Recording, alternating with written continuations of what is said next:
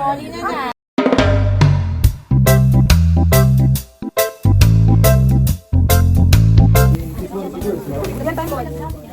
Okay. Feeling ko yung ingredients na dito matutulang. Pero mamaya, pag pagkakay ko lang, yung mga sabat dito ilalagay namin, lumipat yung iba, lumipat yung mga sarili. Okay?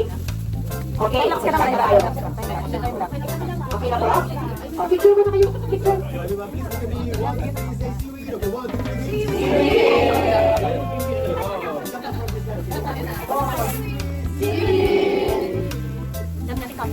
Okay, kapag na, baliktarin muna natin yung ating mga bambula. Kasama dapat yung seaweed. Okay, baliktarin natin siya. This one, ang tawag dito, mayayat timpa.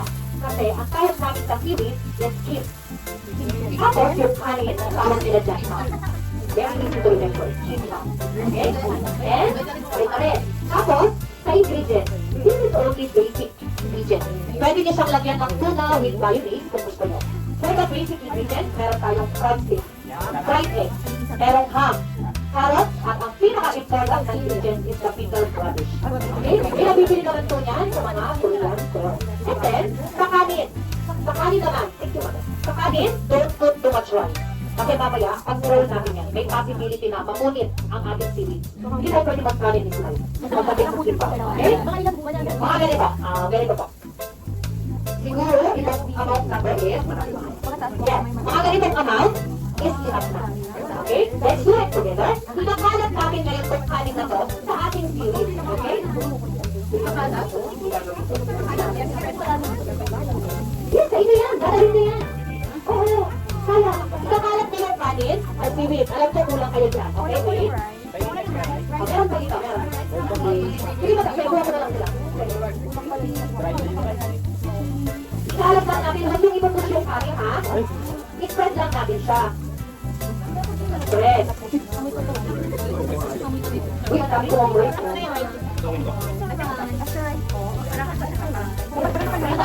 Ayan, dapat, huwag yung rice na, madam. Ito sa normal rice, madam. Kinakain natin every meal. That is not special rice, don't worry. Hindi rin siya sticky rice. Okay. Ito sa normal rice. Kinakain natin every meal. Ayan, wow, dapat naman ang kita. Ayan, may apple. May chili. Okay. Ikalat lang natin siya, madam. Ikalat lang natin. Yan. Tapos, ito ha, sa ingredients, una lang tayo ng pag-iisa. Pag-iisa lang po. Kasi yung sobrang dito ng ingredients, hindi dapat natin. Okay? Wala tayo ng pag-iisang ganito. Yes. Tapos, ilalagay natin yan malapit sa aming body. Patong-patong dapat siya. Patong-patong. Okay. Saan malapit? Ganito po dapat ha. Patong-patong dito sa ating malapit sa body. Okay. Oh, wait lang madam. Sayin natin dito. Ay, ito ba? Sampo.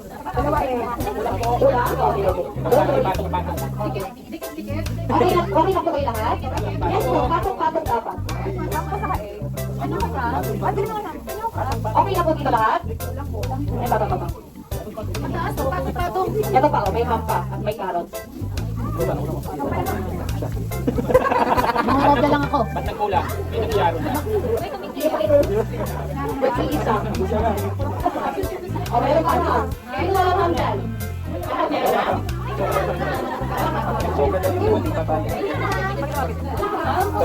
Okay, meron ka gusto ko. Okay na ba lahat dito? O, hindi ba talaga ulit natin doon? Okay. Yan. Okay na? May ingredients na lahat? Okay. Ganito yung pag-roll ha? Wait lang, ito muna ako. Ganito, dapat yung seaweed nakapagkaya na yung ingredients. Ganito na. Okay? Ganito. Madam, moment ka, ganito muna ako. I-cover niyo yung seaweed sa ingredients. Para lang tayo naglulumpia. Okay? Ayan. Para ba? Okay. Then, we will be using this bamboo mat only for pressing. Press using this bamboo mat, and then roll lang ulit. Very easy lang siya. Ganyan. Tapos, para sumiksik sa loob yung ingredient, pwede niyang i-roll lang pa ganito. Perfect. Okay lang yan. Pwede niyang i-roll lang pa ganito yan, para sumiksik siya. Oh.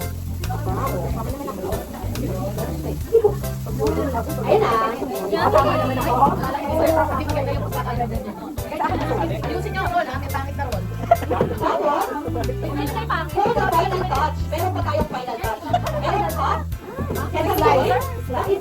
Okay, i-screen na lang natin. Insert yung ating timba para magbalot ang sumarap. Okay? Papadulas. Pwede na ipasok? Sa bibe, ha? Sa bibe. Sa bibe. Very small. Madulas na siya. Ay, wala namang padulas! Eh, di malambot niya alam pala siya. Patay lang. Lagyan natin ito sa kailangan lang sa kanya. Imagine lang para tumigas. May bata. Mayroong liway-way dito. Okay, paano na siya matasangon? Kaya lang, ipasok daw sa pagkakas. Okay, ready na yan? Icharo. Okay? Icharo.